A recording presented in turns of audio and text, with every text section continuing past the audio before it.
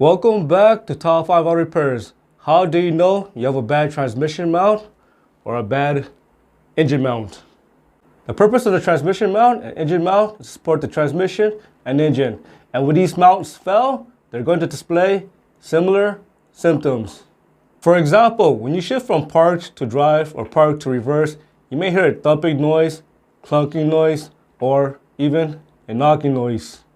If you hear a loud clunking noise or knocking noise when shifting from park to drive or park to reverse, most likely that loud clunking noise is coming from the front engine mount, rear engine mount, or if the side transmission mount is extremely bad, it will make these loud clunking noise. You may also notice clunking noise, knocking noise, and banging noise when accelerating and decelerating. When two or more engine mount or transmission mount fail, you may notice vibration, most noticeable at idle or when you're idling at the stoplight.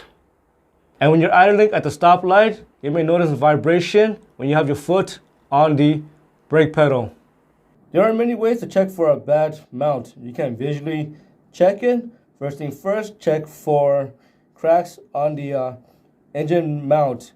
If you have multiple cracks on the engine mount, most likely you're going to feel some sort of vibration if one or more engine or transmission mount fell. Next, check for missing rubber. If the rubbers are missing or is no longer held in place or is no longer intact with the metal part of the engine or transmission mount, most likely you're going to hear a clunking noise and banging noise when accelerating and decelerating. Some transmission mount or engine mount is filled with hydraulic fluid. So if you see fluid or oil leaking out of the mount, then you know it is time to change that mount either for a transmission mount or engine mount. If visually you can't see the engine mount or transmission mount, you can always try to rock the engine and transmission by placing your hand on top of the engine and try to give it a good shake.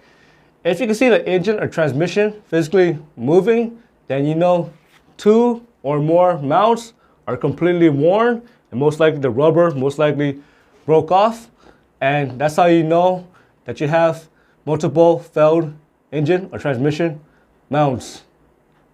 Another way to check for multiple failed engine or transmission mount is to start your engine and put it in park.